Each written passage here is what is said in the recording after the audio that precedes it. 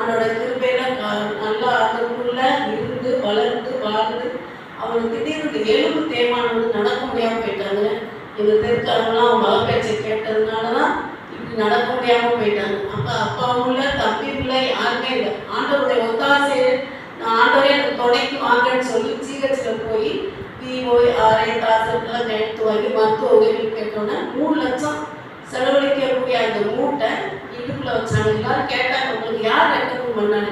எங்களுக்கு யாருமே ஆண்டவர் தான் எங்களுக்கு ரெக்கமெண்டேஷன் பண்ணுவார்.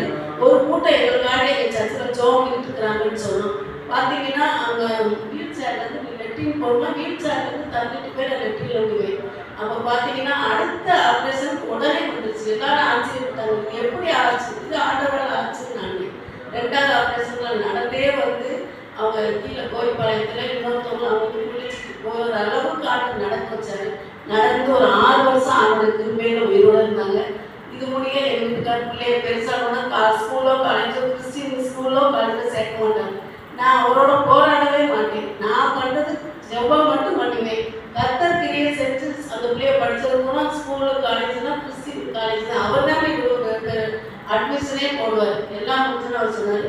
இதுவரையும் முடிஞ்சிருச்சு, திருமண காரியத்தில் ஏசுக்கு தான் நடக்கணும் அப்படின்னா நான் போராடாமல் ஒன்லி ஜெபம் தான் பண்ணேன். ஆண்டோட கிருபையில என் மகனுக்கு வந்து ஊழியக்காரோட மகன் திருப்பரோட ஊழியக்காரோட மகளை ஆண்டவர் மனம் முடிக்க வச்சாரு. நான்சி அவர் சொன்னார், ஒரு பிள்ளைய கல்யாணம் இந்த பிள்ளைய வந்து இந்து மாப்பிள்ளை தான் ஒரு பேட்டு 10 பேர்